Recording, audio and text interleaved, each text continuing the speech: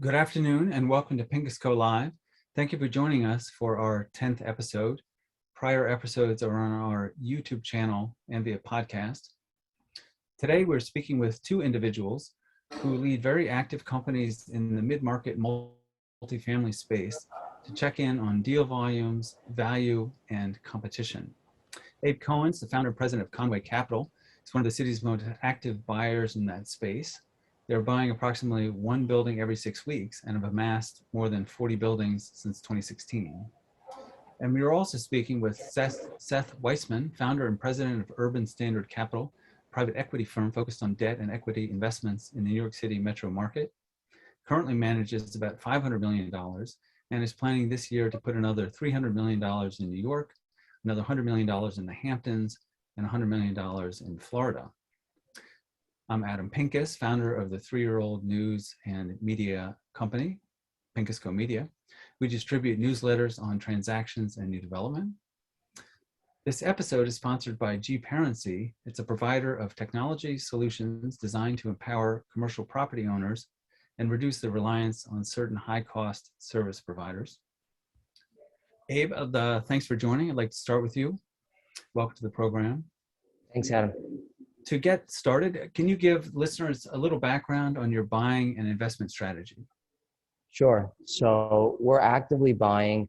What we do is we buy $2 to $5 million deal sizes, value add, mostly residential, or with a small mixed-use component. Residential deals in Manhattan and Brooklyn. Our focus is volume. We push volume. We push close to one deal a month. And the main focus is getting in and getting out. So we'll buy it, renovate it, lease it up, and then put, long-term financing on it.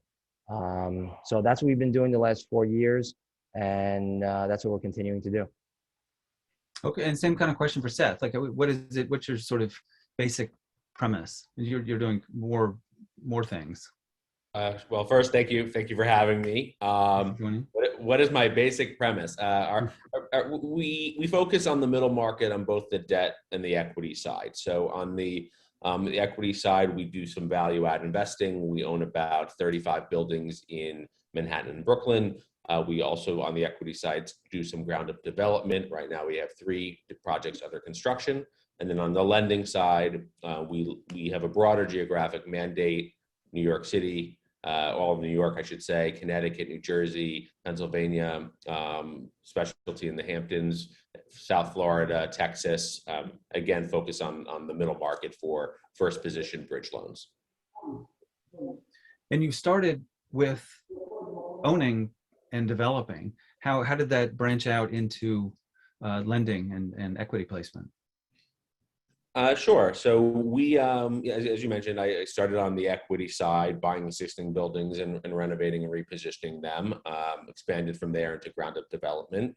And we really, about 6 years ago, we were pretty frustrated with dealing with conventional lenders. We felt that there was a knowledge gap between your conventional lender that was, sitting in an office or a cubicle somewhere that had never owned or managed or developed real estate.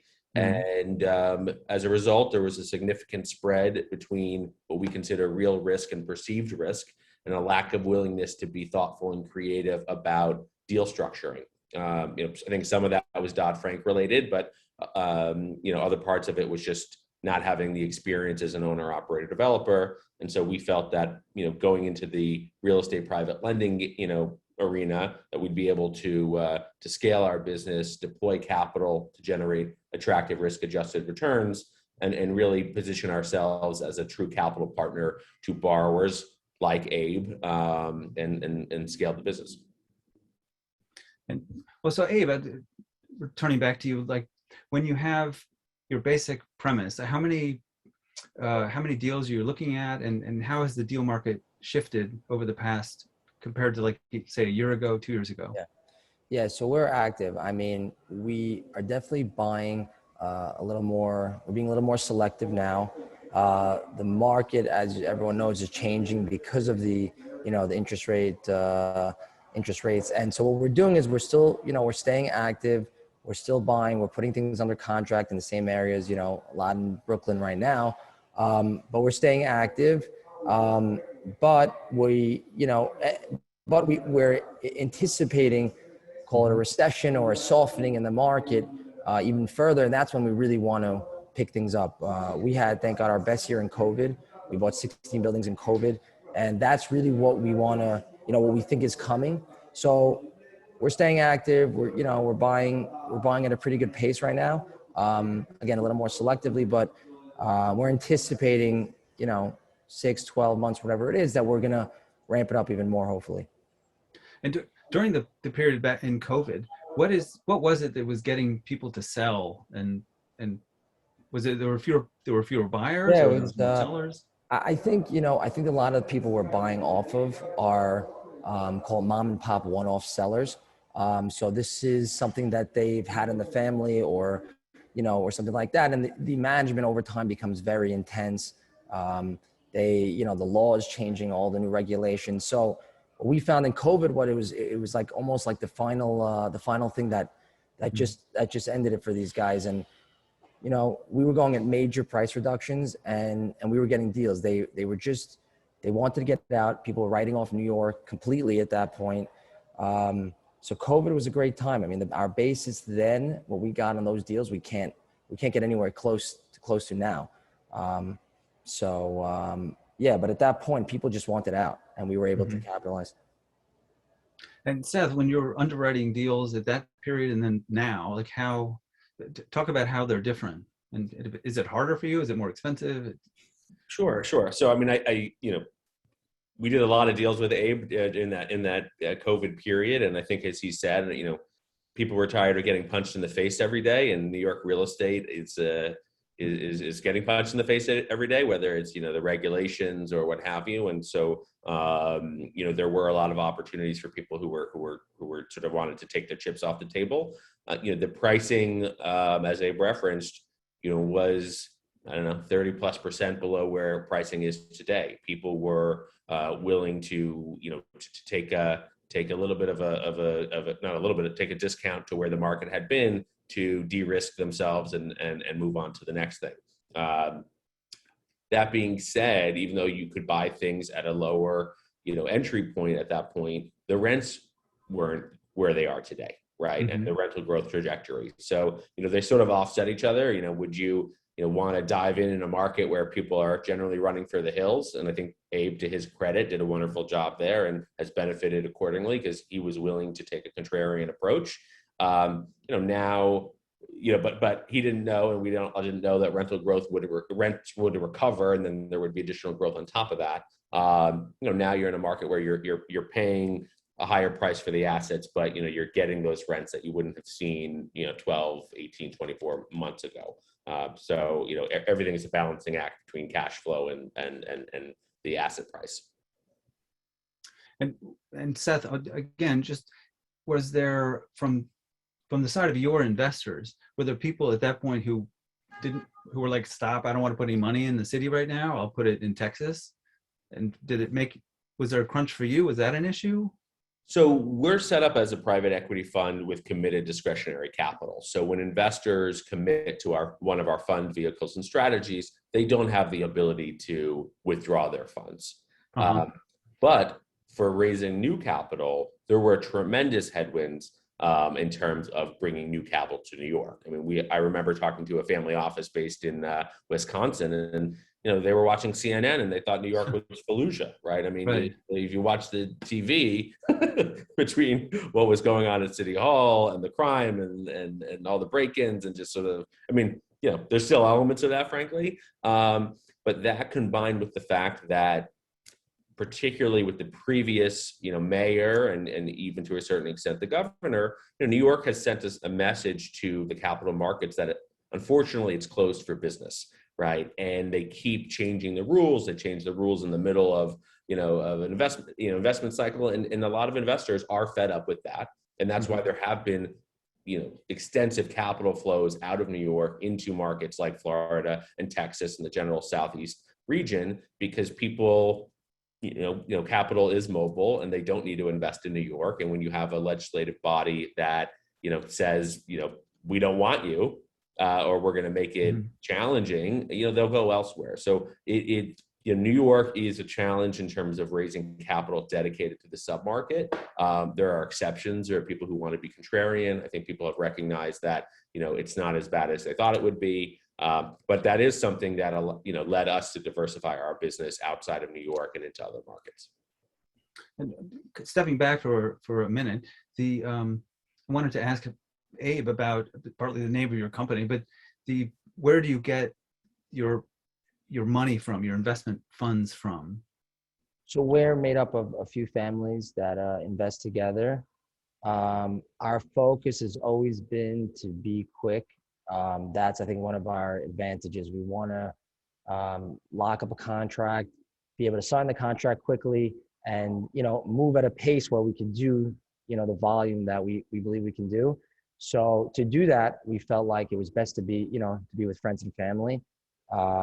So us as a family, we come in on every deal, and then we have other families in our community or nearby communities that we invest Mm-hmm. together. And Seth, can you talk a little bit about where your dollars come from?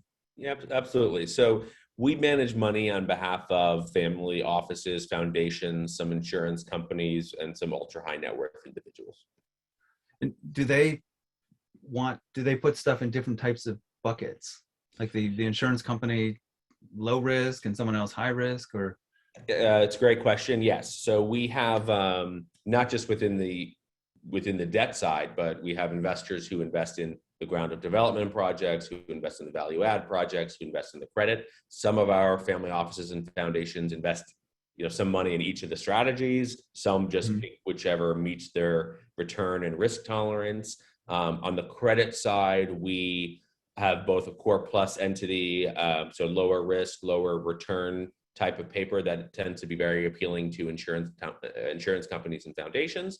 And then we have the sort of more transitional opportunistic debt bucket as well. And then one other stepping like way back, I just wanted to ask also, Abe, how did you get into, just really briefly, but how did you get into real estate and not retail or something else? Yeah, so my family built a big retail business called Conway stores, and thank God they built an amazing business. And they were, as they were building the operating company, they were buying real estate in Manhattan and the boroughs. And so I got my feet wet with with my father and my family, and then eventually began buying and starting the multifamily platform. And Seth, the same thing. How did you get into this? Sure. So I started on the finance side out of business school. I worked for an investment bank and then for a sort of hedge fund / private equity fund in the real estate private equity group before moving over to start my own thing. I always loved real estate because it was it is the intersection of a lot of areas of personal interest. It's finance, it's city planning and urban planning, it's architecture and design, it's entrepreneurship. So I was always attracted to it. When I was in middle school, I wanted to be an architect. And I did a project and interviewed an architect who promptly told me, don't be an architect, be the developer. The developer makes all the money and gets to control all the decisions. So I brought my little seventh grade report back to school saying, can't be an architect. Apparently, it's not a good plan. So ended up on the development side, and that's a little bit of the history. So back to sort of business stuff, Abe, or both of you, but Abe first, there's so much competition. Like we're tracking Greenbrook, Carlisle, Firebird, Oculus. Greenbrook seems to have slowed down buying stuff, but how do you, and then there's other people, how do you deal with that competition? Yeah, so it's funny because I think a year or two ago, there was a lot less competition. And I think one of the results of COVID was that a lot of people entered the space. We're still pretty unique, I think, thankfully, in that we buy a lot of small deals. So a lot of groups won't want to deal with a 3-unit or a 6-unit building, even though it is growing. But yeah, the competition is growing, but not at our volume, thankfully, because like we said, we'll sign a contract quickly, and we'll have multiple deals. We'll package them together even, from different sellers, put 3-4 buildings together, and let's say in Park Slope, and we'll close on them. We'll go to someone like Seth, and close them quickly. And we deal a lot with Seth specifically, and with lenders like that can close quickly. I think, Seth, the last deal we did, you closed in like 2 weeks. So last deal was right? 2 weeks, and although we came very close to beating this 2 weeks ago on a deal in the Hamptons, but we closed a loan with Abe in 4 business days in Brooklyn I Heights. think that's right. I called him on a Sunday night, actually, and I said, Seth, we have a problem. And so really thank you for everything. But I think, yes, it is more competitive. But I think if you could, keep your head down and execute with the brokers that know how you can execute and do volume, then, we could hopefully continue to grow. And do you go, what's your strategy to find opportunities? Are you like knocking on doors? You just call brokers or a combo or? No, it's mostly brokers. Yeah, it's mostly brokers. We'll try to do, we'll try to focus in on certain areas. So we own 4 buildings on Montague Street, 5 buildings on Atlantic Avenue. Examples like that, where we can control a little bit the rental market. And it's a big advantage that you can move tenant from one building to another who needs a 1-bed, a 2-bed. I mean, you're very flexible. So we'll go through brokers for the most part, and we'll try to buy more in certain areas. Is there a goal? Like how many buildings you want to own or units or? I don't know. We're continuing to go for now. We think that there's so many walk-ups in the city. We didn't even touch some of the other boroughs yet. So we think we can keep going. We're hoping to continue to grow it again. We think that maybe there is going to be a softening coming up, further softening. So we think we'll buy even more, hopefully. And yeah, we just want to keep building the portfolio. And maybe to both of you, like, why? I don't see this happening in Queens, the same volume of repeat sort of professional buyers.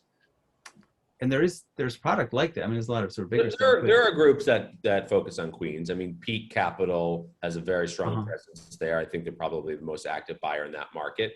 And I think to Abe's point, in having a neighborhood or submarket specialty brings a lot of value, right? It gives you flexibility in how you can potentially move tenants or come up with, economies of scale. It also provides, tremendous credibility. When Abe, when Abe calls, right, or he's getting a call from a broker wants that deal done, and he's going to go to somebody like Abe versus Joe Schmo, who doesn't own in the area. Abe owns a lot of buildings, and generally, but also in those submarkets, and that I think allows him to get better deal flow, get better pricing, because every seller wants certainty of execution. So they having somebody like Abe provides a lot of value and opportunity that other people may not see. And your deal flow, like how is it all inbound? Do you go out and look for it?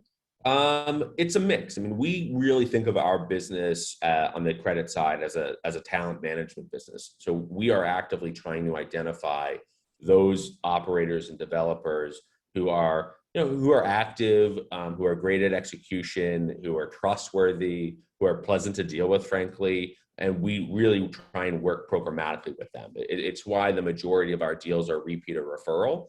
And so when Abe, I actually don't know how many deals we've done, but I think it's 7 or 8. We have a bunch of groups similar to Abe and Conway, where we are their go-to capital provider, and we will identify press articles, traded, the regular media, what have you, who's active, and we will reach out to have those conversations. We will also do the same with the brokerage community. We want to make sure that we're seeing all their deals. Brokers want to know that their clients are getting the best terms, but also that their lender is going to be their partner and show up at the closing table and perform over the duration of the loan. So it is a lot of relationship management. And one other thing I'm wondering about is the not to get too much under the hood, but just the mechanics of how are you structuring the interest rates and the deal structure in total when you're coming. And how do you try to be the lender that they turn to? Sure. So some of it is about rate. but there are other terms that can be more important than rate, right? So I think one of the things that we do very well is that we're able to be creative and thoughtful about deal structuring, having the ability to upsize proceeds or close quickly. The deal we closed with Abe in 4 days, or the one from the other week that was in 2 weeks. I'll let Abe speak to this, but the interest rate is part of it. But our loans are typically shorter duration. They're 12 months, 15 months. Whether you're paying 6.5% or 7% or 7.5% over a year, it's probably less relevant than whether the deal gets closed in the first place on time. A lot of our clients, they effectively can leverage our balance sheets to get better pricing and deal flow. So as a quick example, we had a client in Manalapan in Florida who called me on December 12th saying, I have an opportunity to buy a property for $32 million. If I close, I can get the deal and I can get this price if I close by the end of the year, because the seller is worried about changes to long-term capital gains. Right. That seller had an opportunity to sell it for 35 or 36, but was willing to take a little bit less if our client could close by the end of the year. So we were able to do that. We closed on December 30th for him. He wasn't really, worried about, am I paying 8% or 7.75 or 8 point a quarter? He was picking up, $3 to $4 million in margin, and he was getting a deal that he wanted to do. So, it is a little bit about, of course, pricing, but there are other elements, proceeds, speed, structure that I think are probably more important. I don't know if that answers your question, but that's all the part of it. And then we have actually questions from viewers. I'll just read this. Where do you see rates? Well, Abe, where do you see rates going in the next 6 to 12 months? Like, how are you projecting them? Up. Up? Yeah. No, I think, like Seth said, I think we have to, as buyers, we have to stop focusing so much on the rates when we're buying these properties. Again, if you could execute your business plan, you're talking about a few points over hopefully a very short period of time. So for us, when it comes to looking at refinance potentials with long-term debt, I agree. I think we have to be a little bit more patient now when it comes to refinancing these properties. We may have to wait a year or 2 years or 3 years till we get back to the rates that we were getting. But I think on the acquisition side, again, I think the rate, like Seth's saying, is important, but there's so many other things. There's, utilizing the interest reserve, there's speed, there's other forms of things that lenders offer today that make it so much easier to close. So I think they're going up, but I don't think people should sit on the sideline. I think it's an opportunity.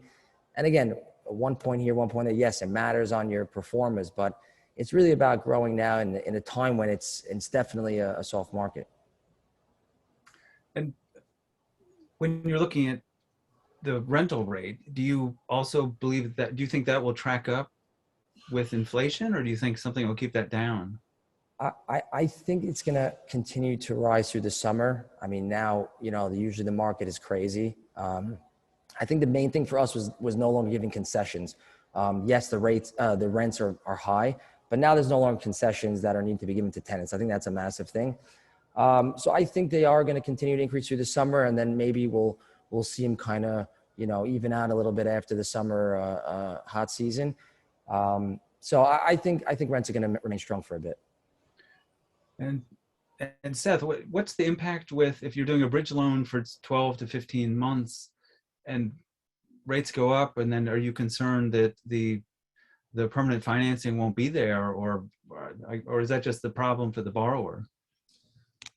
It's a little more the problem for the borrower, though. We're in the business of doing successful transactions and doing them repeatedly. So we don't want to, line up a situation. The borrower's problem becomes our problem, right? Both in terms of, depending on how significant it is, and wanting that, you want to walk away from a transaction as successfully as possible on every side.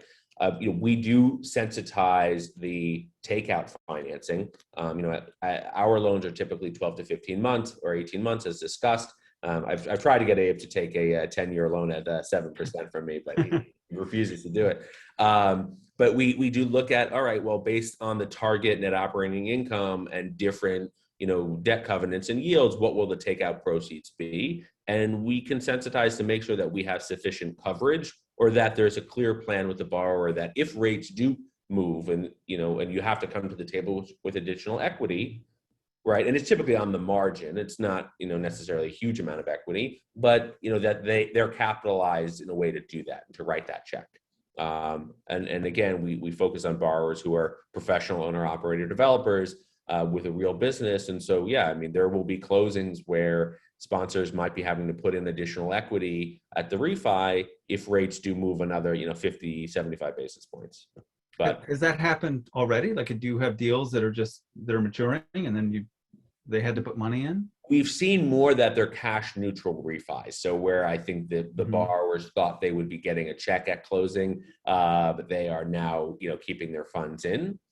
But they're also paying, 300-400 basis points less than they were paying in interest. So, what we've seen is that dynamic, and I think people do feel that this rate bump is going to be a 2 to 3 year thing, and there will be another bite at the apple, to refi when rates come down a little bit. And Abe, do you have, with the rise in interest rates, do you have leverage to sellers and say we can't pay that much? Does it work that way? It's starting to happen, not as much as we would like. So we're being very selective, but it's starting to happen. We're seeing it more with the one-off sellers, like we were saying, more of the sophisticated real estate players. Those are a little bit harder to, get reductions. But with the one-off sellers, the mom and pop sellers, we're definitely seeing it a bit. We're seeing it more in Brooklyn, to be honest, and Manhattan, but not as much as we had hoped. So I think it's trending that way a bit more, as the rates kind of continue to rise. And do you have different lenders you're turning to as rates get higher? Like,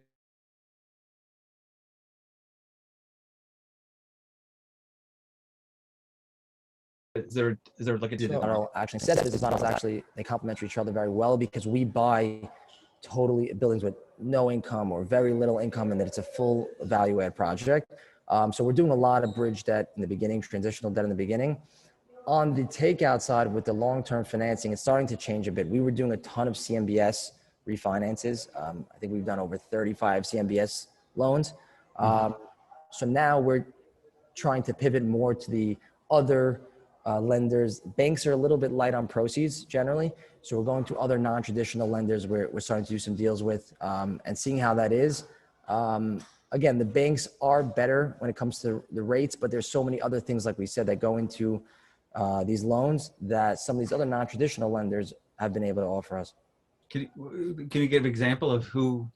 We're talking to Lenovo now. We're talking to Corvest. We're talking to lenders like that aren't banks, aren't CMBS, and they don't necessarily do bridge, but they can do some kind of takeout where you could sign up their deal and only pay, let's say, a 2 or 3% prepay at any point. So if rates do come down, which we believe they will ultimately come down, you can ultimately then go and refinance this lender out with hopefully a 3 or 4% loan. And so this is a historical question, but why were you doing so much with CMBS? Whether they were giving more proceeds at a lower rate, or? Yeah, they were the best on proceeds, and they understood my business model. We went to Citibank and we did maybe 8 loans with them, and thank God they believed in us and we were able to execute, and we would just go back to them. Same loan doc, same, everything was the same. We did the same thing with Argentic, with the LMF commercial. So they were just the highest on proceeds and the easiest execution to close. And generally speaking, what we found is that they're consistent. They'll come in, they'll understand the business model, appraisals come in where they have to. So we've had a good run with them. And Seth, like how do you think it's going to look over the next year with interest rates rising with your clients? Do you think there's going to be new groups of people coming in, like outside multifamily or in other kinds of uses? I do think sellers will adjust their pricing expectations a little bit. It's always a lagging sort of process for people to have that realization that there's been a shift in the market, especially as interest rates popped, I think, faster than most people thought they would. So we have seen a couple of deals that were in contract, pending close, or they had offers, and they probably ended up negotiating 5 to 15% price discounts. That's not for every seller, but a seller has to decide: do I want to take the bird in hand, or do I want to run the risk of prices dropping further if rates go up? So I do think there are a lot of people who are willing to step into the market, both existing clients and prospective clients, pending some recognition of the higher cost of capital. But I think volume will continue to remain high. There's a lot of interest in real estate as an asset class that tends to perform well during inflationary periods. It's tax protected because of the depreciation component. So that, and then also the fact that the stock market is incredibly volatile and scary to a lot of people. So I think the capital inflows will remain, which will keep us busy, and I think we'll keep groups like Abe busy over the next year and then some. And there's a question from the audience, just a quick one about non-performing loans. Seth, just like really fast. Do you think people have been thinking they're going to come, and there hasn't been tons of them? Yeah, I think the non-performing loans have really been, in a couple like asset types specifically. So you've seen a lot of NPL, a lot of hotel, a lot of retail, some senior living. Those opportunities exist. In the multifamily, in commercial space, even the office space, you've seen a little bit of it in office, depending on how recently somebody acquired or refinanced an asset.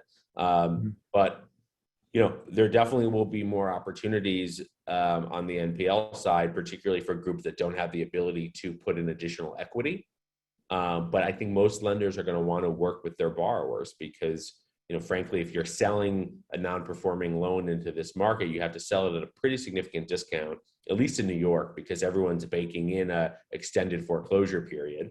And if you have a transitional asset that's not cash flowing, and you're close to value, there's an incentive certainly on both sides to extend the loan or modify it or work with the borrower.